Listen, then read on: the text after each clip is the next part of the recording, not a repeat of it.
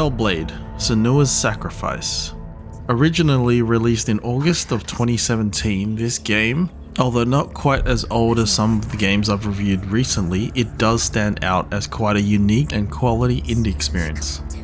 Hellblade is a super dark fantasy game heavily influenced by the legends and lore of Norse and Celtic mythology, a favourite of gaming and sci-fi nerds the world over. It features a slew of psychological themes that range from slightly unnerving to downright traumatic, depending on your own experience, mixed in with story elements that really serve to carry the plot forward.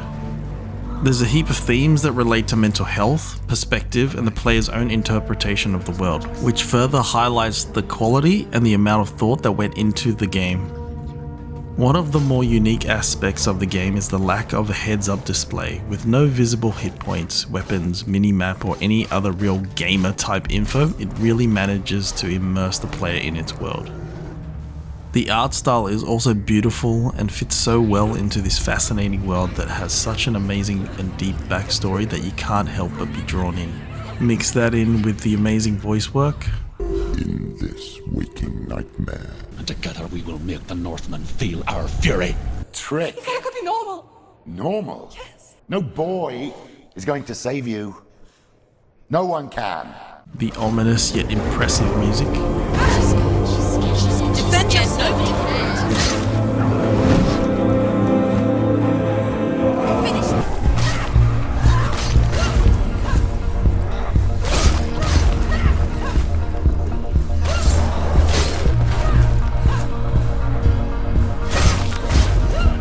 The choreographed fight scenes.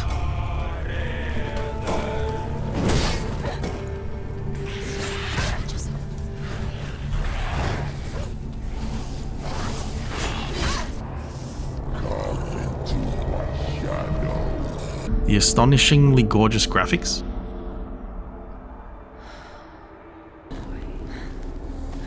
Swordplay under the shade of a tree. She remembers the first time she's...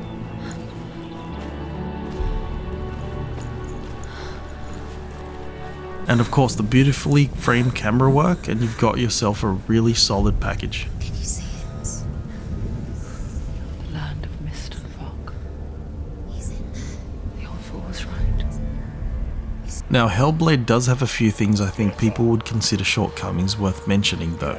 The story, although captivating, is short by comparison to a lot of games out there, but it doesn't overstay its welcome and might be preferred by some gamers, especially in today's landscape. The combat also isn't particularly deep, but feels and sounds good, and when you get into the flow it's pretty fun. It can be frustrating though, mainly due to the heavy reliance on audio cues and lack of a heads-up display. During tutorial or early missions, most games will constantly show controls to teach the player how to play, but Hellblade sacrifices that in the name of immersion, which I respect, though can hamper experiences. The voices and audio cues you hear are really the main way the game telegraphs enemy movements and attacks, especially from off-screen.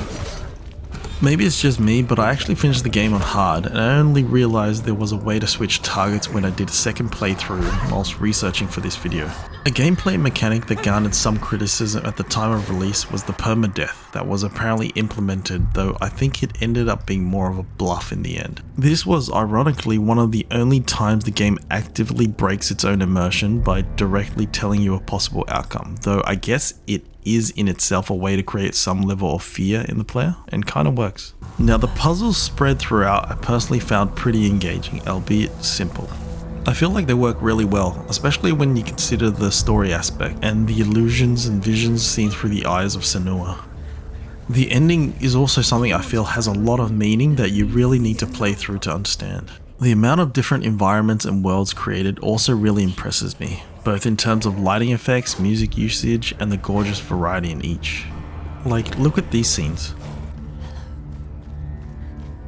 The water graphics, for example, are just absolutely astounding.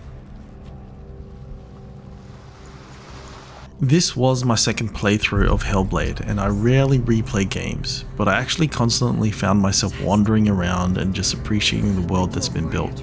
Everyone's experience will be different, but I think the pain, suffering, trauma, all the emotions that are present in this game will shine through and feel relatable to most people. Hellblade Senua's Sacrifice is easily one of the prettiest games I've ever played, even in 2023, and when I found out that Ninja Theory at the time this game was made only had about 20 people, I was genuinely blown away. Like, I think if you take nothing else away from this game, you should play it just to see that a team of only 20 people were able to create this masterpiece. Look, if you've watched up to this point, and after everything you've heard and seen, I think you'll know what I'm about to say. I definitely recommend Hellblade: Senua's Sacrifice in 2023.